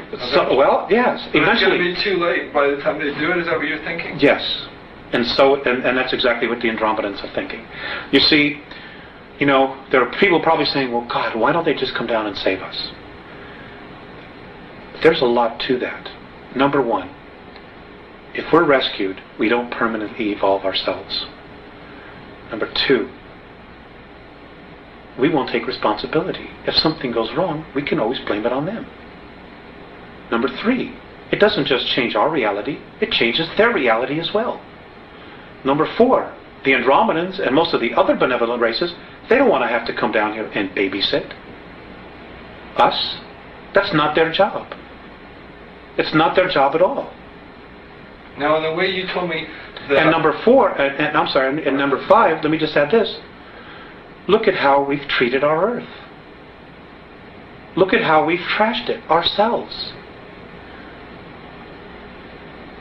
They're like, why should we come down here and help you when you don't want to even help yourself?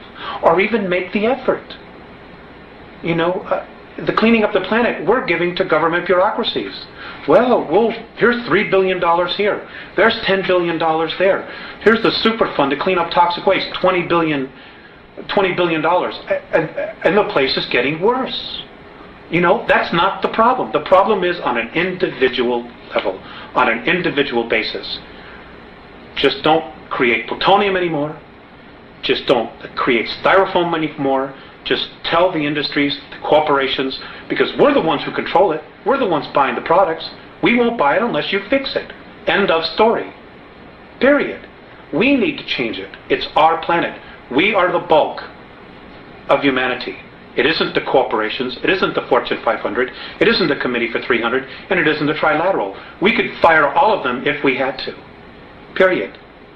But it's coming together and it's doing something about it. And it's going to have to be grassroots, and people are going to have to start doing it soon.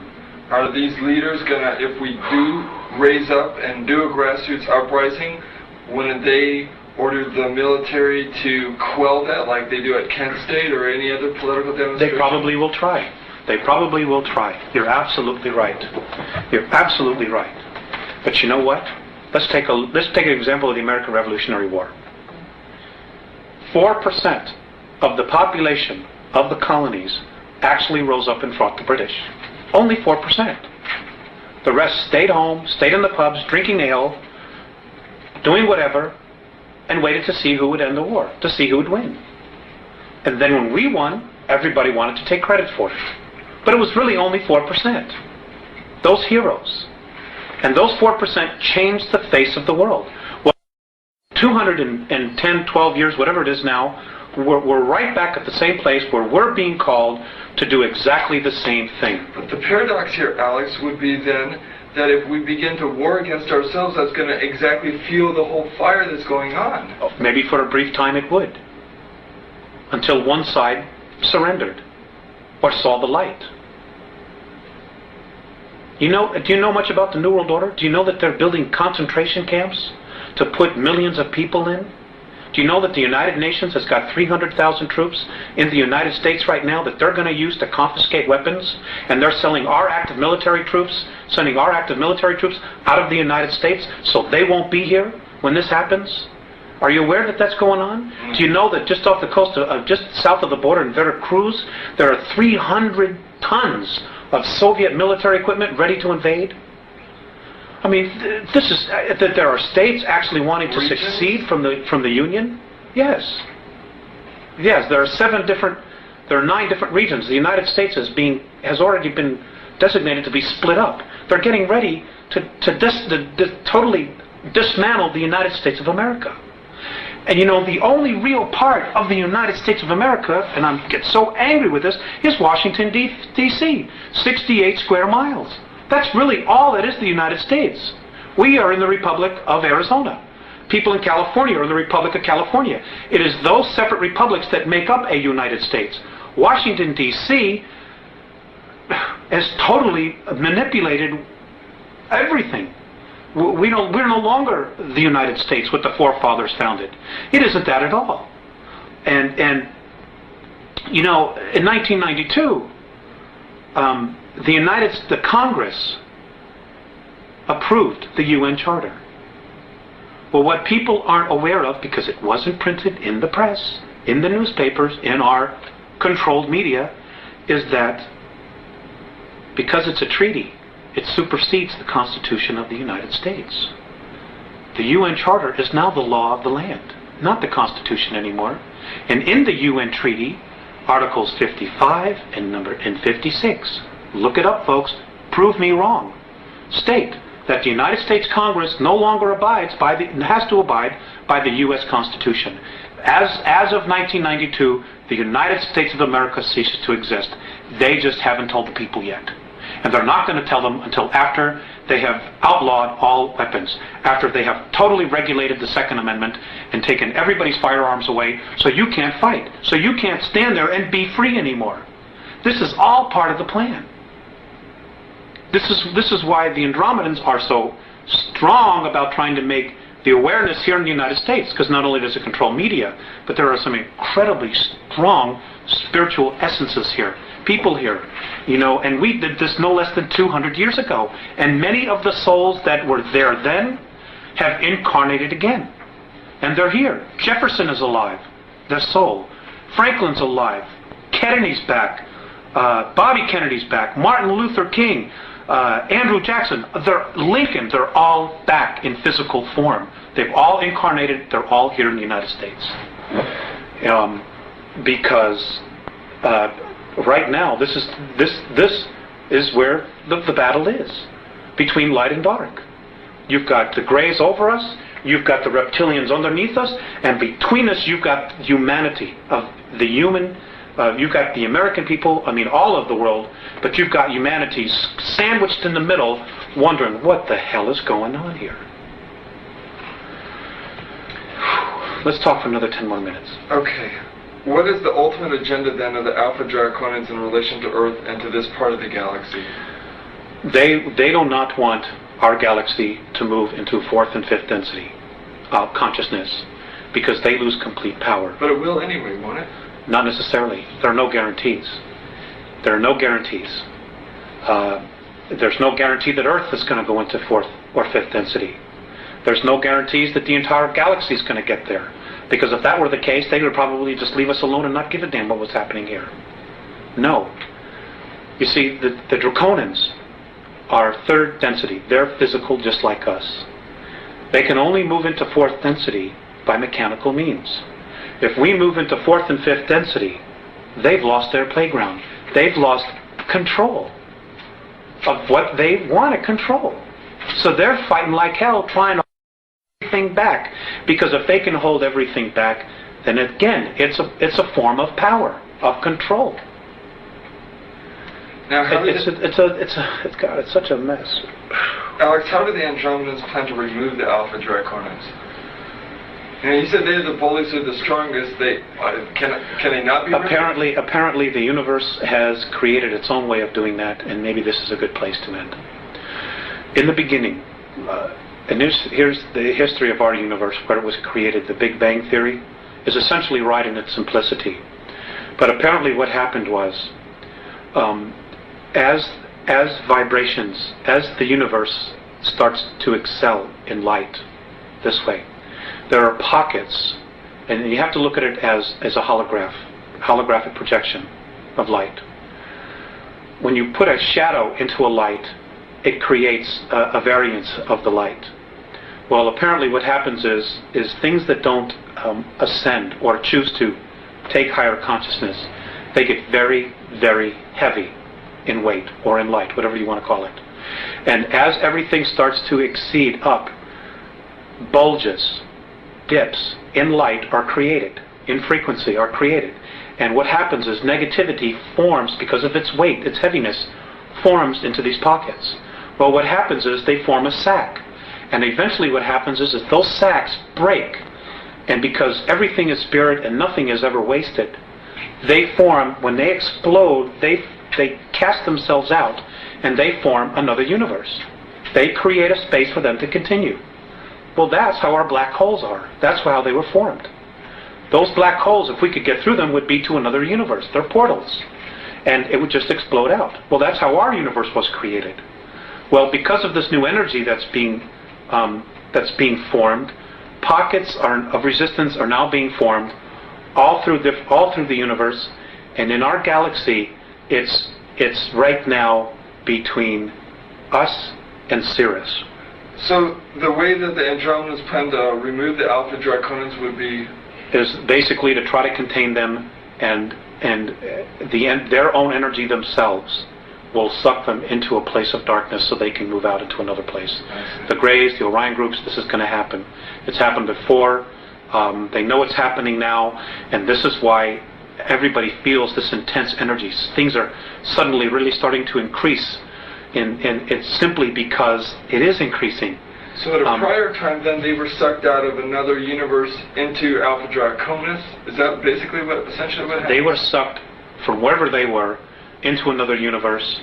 How somehow that universe, or the beings in that universe, wherever they came from, said, we got to get rid of these guys, and they literally brought them here from their universe and dumped them and said, boom, this is where you are. Because they came here in physical form, which means they had to have been brought here. They didn't evolve like all the other life forms here have evolved. They were brought here in full physical form, which means they were created someplace else and dumped here and said, your history. Well, someplace else, then, there's some very irresponsible people. Well, maybe at some point in our eternal history we'll be able to address that issue. But for right now, we need to address our own issues. Okay, let's go to the World Club then to end this up. And future events. According to the Andromedans, mankind has been manipulated for 5,724 years. Human agents must have participated in this throughout history. Who are some of the major players in this deception? You mentioned Hitler and the Giza intelligence. Most of the pharaohs, most of the ancient Egyptian gods. There's so many. I couldn't honestly tell you. History is chock full of it. I think what people need to do is go back and look at what we call mythology and really start giving it a second look. Richard Thompson, in his book, although I've not read it, but I've heard others talk about where he delves into the history of things. And it's also important to remember that just because it's history doesn't mean it's accurate history. Because it has been proven over and over and over again, whoever wins the war rewrites history. They write it to their benefit, to glorify themselves. And it doesn't mean that that's really what happened. And according to the Andromedans, our next major leaps in consciousness are going to come from science and archaeology. It isn't going to come from any spiritual leader or teachings. It's going to come from science to say, you know what? Here's the proof. This is true. This is reality. And I don't know what this stuff is. We can't prove that. And it's time we really start paying attention.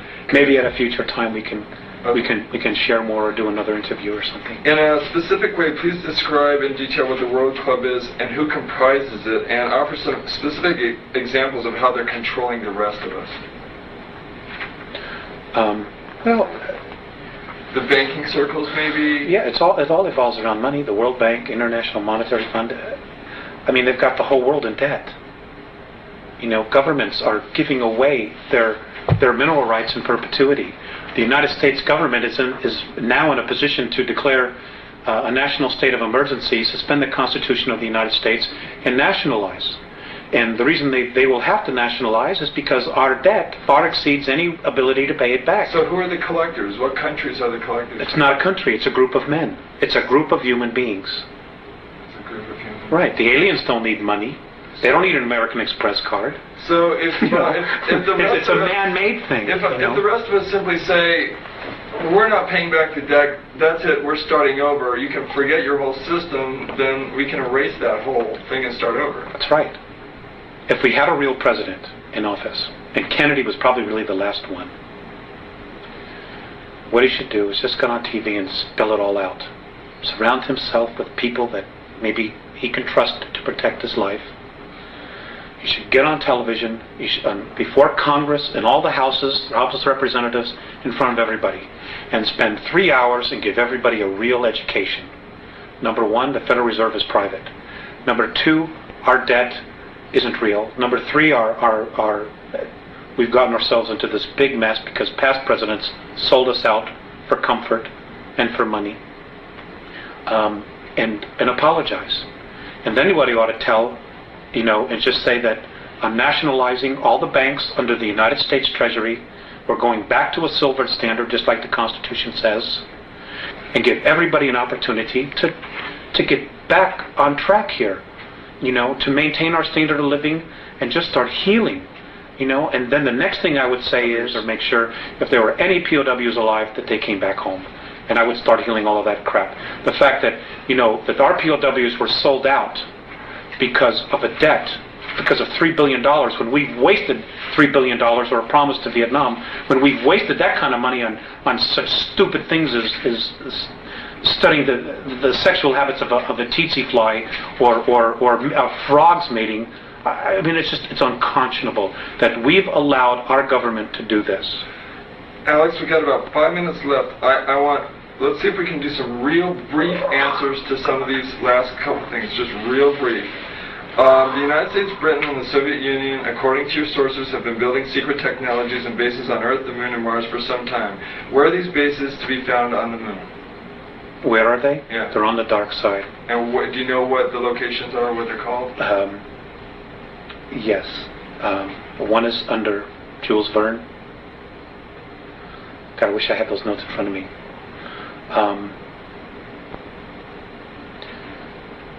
Let's come back to that. Okay. Have they told you anything about Area 51 or Dulce, New Mexico? Yeah, there were a lot of stuff there. The actual underground base is not underneath Arcoleta Mesa. It's actually 20 miles to the northwest. That's just an entrance point in and out. This is Area 51. This is in New Mexico, Dulce. Okay. It's not exactly right there. As far as Area 51, yes, there's a lot of stuff that was going on there, but a lot of that has been moved, and it's now in New Mexico, in the Sandia, underneath the Sandia Laboratory. Diego Garcia Island. Diego Garcia Island, there's a base there. Pine Gap. Diego Garcia Island, there's anti-gravity anomalies there, and this is how they were able to blow a lot of equipment into space without using rockets. And then they would have the UFO-type craft, which we built from technology we were given. They would hook a tow chain to it, and like a tow barge, just tow it to the moon.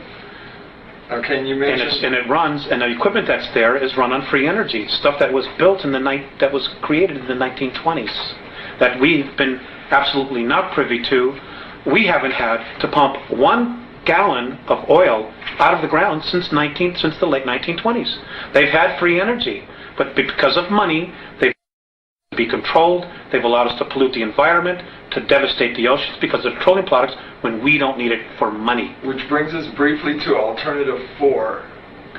When the Martian base fell, when the Martian base fell, the world government, those elite, figured out, well, we don't have any place to go now. The moon is not set up for long-term habitation, where Mars is and could be. So what happened was, when it fell and they knew we couldn't get there, they figured, well, we got to do something about here because we have nowhere else to go. So I was told by the Andromedans that these men who think they're God had to come up with another alternative, which was they thought that they could create a controlled polar shift by detonating nuclear weapons or cobalt weapons underneath the South Polar ice cap, causing it to slip, which would cause the poles to slip. And within a 24-hour period, you would completely drown 83 to 85% of the population. So the Andromedans said that they will not allow this. It isn't going to happen. If the Earth is going to do it, it'll be done by her will, in a natural way. And that is a possibility in our future. What is the primary message of the Andromedans? Grow up now. Open your eyes. Open your ears. Take responsibility for your life. Take responsibility for your planet. And realize this is your home. This is your race. And that if you are sincere in making the effort to evolve, they will meet us halfway. But they're not going to come in here and do all the work for us. Their single most important thing is, and I'll go back to that little saying, the love that you withhold is the pain that you carry. We have got to start coming together as a race. We have got to stop allowing ourselves to be manipulated. What can an average person do? I mean, how can we reach out to the Andromedans? Prayer, meditation. Everybody has their own way of praying or whatever. And again, I want to stress this: the Andromedans can help, but they're not God. They're not our saviors. We need to be our own saviors. We can ask them for guidance and help, but they're not God. Period. Don't worship them. Don't worship anybody. Worship the God inside of you. What will happen to those human beings who do not make the jump? They'll go somewhere else. And what will happen to those beings who do make the jump after the jump? They'll move into fourth and fifth density. And those of us who survive this incredible ordeal that we're about to really experience will become new teachers, and we'll be able to go to different worlds and teach what we know, and be able to teach other evolving civilizations what not to do and how not to get themselves in trouble. And we have an incredible future if we can get through that. If 10% of the population of the planet can really get it together, it'll create what is called the 100th monkey syndrome. And suddenly 11, 12, 13% people will just start getting it. And it's going to take 10%. That's 500, 600 million people right now. And it starts on an individual basis. The government's not going to tell you. God, we could be in. They're going to play out the second coming. They're going to try to present a savior. They're going to project holographic images in space and say we're here to save you. They're going to do mock battle. They're going to screw with us big time. Sorry, I slipped out that word. And folks, we just got to start paying attention. Don't take anything at face value. Make them prove it. Whether you believe a word I'm saying, it doesn't matter. If somebody tells you that this is truth, make them prove it. If it's real, it'll stand up to scrutiny. If it isn't, it won't. Because the truth can always stand on its own. It doesn't need help, and it doesn't need lies to stand up. And let's end it there. Thank you for this time. It's been a real honor for me.